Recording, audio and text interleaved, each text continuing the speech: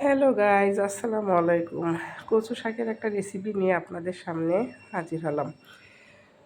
চিংড়ি শুটকি দিয়ে কচু শাকের রেসিপি দেখাবো আজকে, আপনাদের সাথে শেয়ার করব।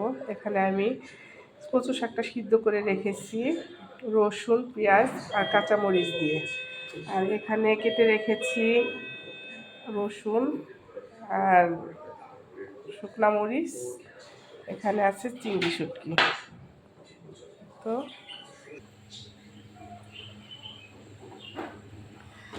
বিসমিল্লাহ বিসমিল্লাহ। আমি প্রথমে চুলায় একটা কড়াই বসাই নিছি, একটু তেল দিয়ে দিলাম কড়াইতে।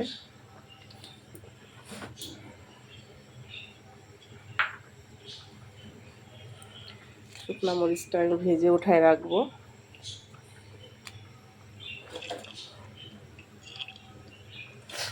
এদিকে আমার ভাত হয়ে গেছে।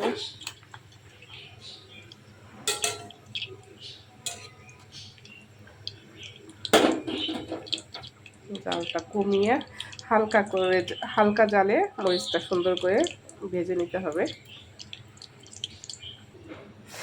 মরিচটা আমার ভাজা হয়ে গেছে।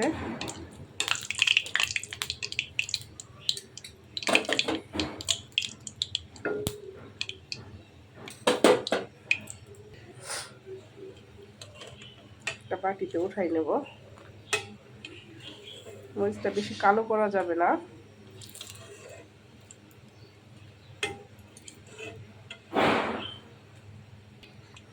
মরিচটা উঠাইয়া এখন আমি পেঁয়াজ কুচি আর রসুন কুচিটা তেলে দিয়ে দেবো।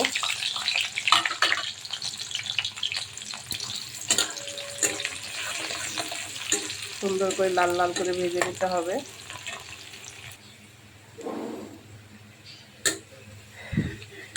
পেঁয়াজটা লাল লাল হয়ে আসতেছে, আরও ভাজতে হবে।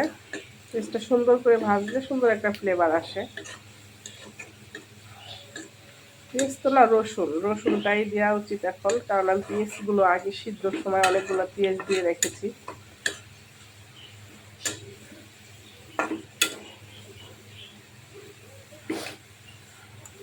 এই পর্যায়ে আমি চিংড়ি শুটকিটা দিয়ে দেবো।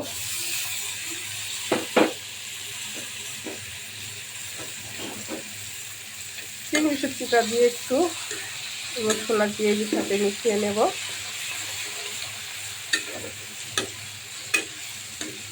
চিংড়িটা যেন ভালোভাবে ভাজা হয়, শুটকির একটা গন্ধ যেন না থাকে।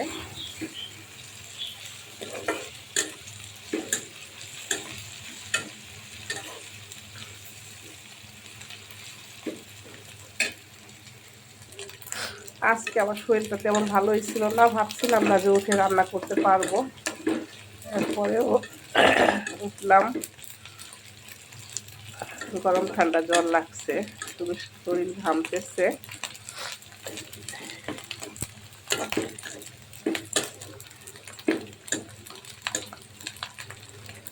তারপরে ভাবলাম আজকে কচু শাক ইলিশ মাছ দিয়ে বেগুনের পাতলা ঝোল করেছি, ওই রেসিপিটাও আমি আপনাদের সাথে শেয়ার করব। আর কচু শাক সিদ্ধ করা ছিল আমার বাসায়, আমি অনেকগুলো কচু শাক একসাথে এনে সিদ্ধ করে বক্স করে রেখে দিই। যখন মন চায় তখন খাই, এভাবে আমি বক্স করে রেখে দিই। এখন শাকটা ঢেলে দেব।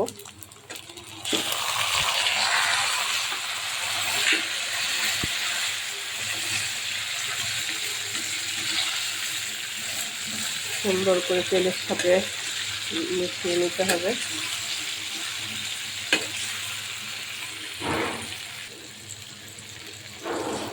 এই কচু শাকটা আমাকে বগুড়া থেকে এনে দিয়েছে আমাদের বাসা শিশুদি চাচা। ওনার ওয়াইফ আবার আমার বাসায় কাজ করে, তো ওনার নিয়ে পাঠাইছে আমার জন্য কচু শাকটা। অনেকগুলাই পাঠাইছে আর ভিট করে রেখেছি বক্স করে করে, যখন মন চায় তখন খাওয়া যায়।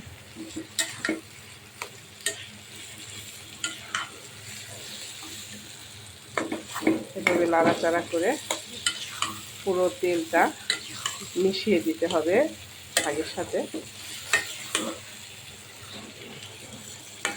তেল দেখা যাইতেছে, তেলটা থাকবে না, পুরো তেলটাই শাক খেয়ে নিবে। এখন আমি শুকনা মরিচগুলো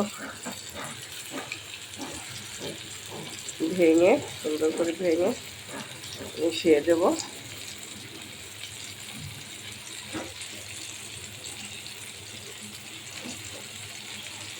শুকনা মরিচের ফ্লেভারটা অনেক সুন্দর আসে।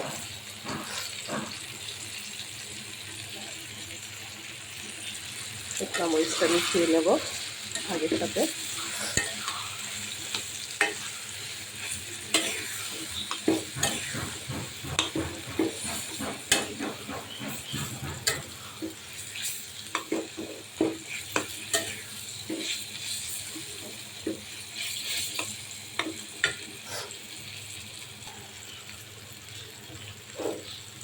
সামান্য একটু লবণ দিতে হবে, কারণ লবণ আমি দিয়েছিলাম শাক সিদ্ধ করার সময়।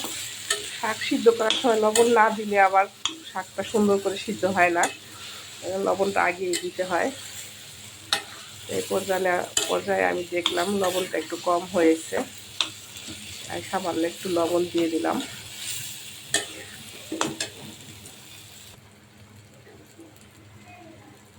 এই তো আমার শাক রান্না শেষ।